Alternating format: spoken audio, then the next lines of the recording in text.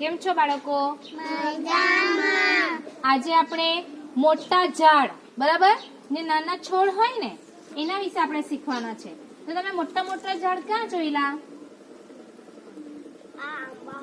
આંબાનું. Very good. પછી બીજું કાજુ. પછી હા લીંબારાનું. પછી બીજું આંબલી. પછી સેગુ. પછી બીજું ખજૂરી. ખજૂરી બી મોટા મોટા ઝાડ હોય બરાબર ને. ચાલો હવે નાના છોડ જે આપણે શાળામાં ગાર્ડનમાં લગાવીએ ને તે નાના છોડ જે આપણે કુંડામાં શેના છે? તુલસી. પછી બીજું ફૂલ ના હોય. પછી બીજું જે નાના છોડ હોય તે કમળ ના પણ કમળ તે તો વેલા પર બેસે પાણીમાં.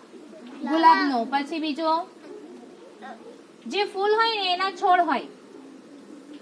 પછી બીજા શું આવે? સૂર્યમુખી. હા સરસ. આંબો તો ઝાડ હોય, છોડ જે નાના હોય તે. પાપડાનું તો ઝાડ હોય. બીજું ગલગોટા હોય ને, ગલગોટાનો છોડ હોય, સૂર્યમુખીનો છોડ હોય, મોગરાનો હોય બરાબર. ચાલો તો હવે તમે જુઓ, અહીંયા જુઓ તમે, આ કુંડામાં તુલસીનો છોડ છે. કોના કોના ઘરે તુલસી છે? તુલસી? સરસ. હવે જુઓ, આ જે તુલસીનો છોડ છે ને એ આપણને ખૂબ ઉપયોગી થાય. જો હવે પરિચિતને ખાંસી થયેલી ને એ ઘરે જઈને શું કરશે? તુલસીના થોડા પાન ખાશે ને તો એની જે ગળામાં ઉધરસ થાય ને, ખજવાળ આવે તો એનાથી સારું થઈ જાય. તો તુલસીના પાન ખાવાનું. શું ખાવાનું? તુલસીના પાન ખાવાનું. એ દવા છે. પછી કેટલીક વાર તમે જોયું હશે, આપણે ચા બનાવીએ ને, ચા પીએ કે નહીં પીએ? તો એ ચાની અંદર પણ તુલસીના પત્તા નાખવામાં આવે કે નહીં આવે? કોના કોના ઘરે ચામાં તુલસીના પત્તા નાખે?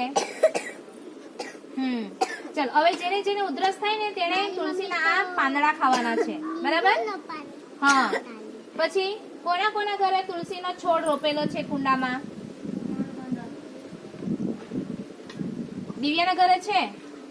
તો એને તારા ઘરે તુલસીનો છોડ છે તો એને શું કરવા માટે તારી ઘરે રાખેલો છે? ચાય બનાવવા માટે. પછી બીજું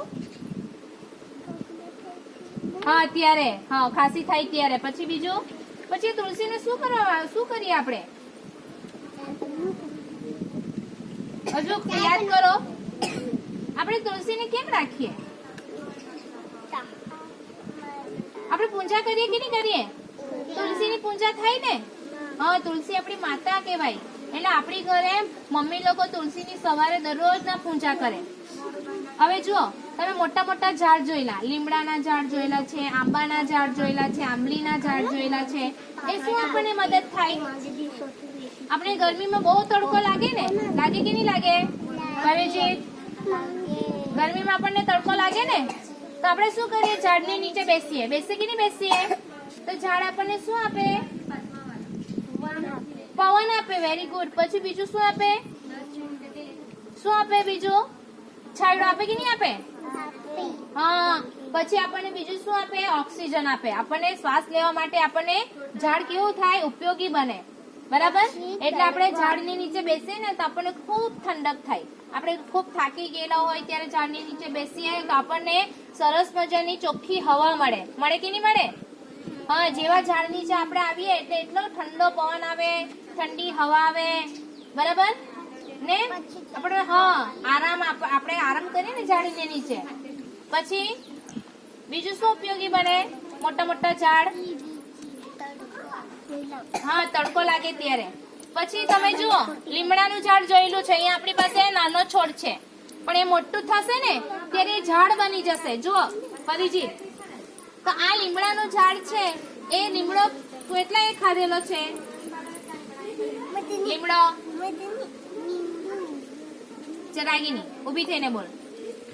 આ લીમડો કેવો લાગે? ખાટો લાગે.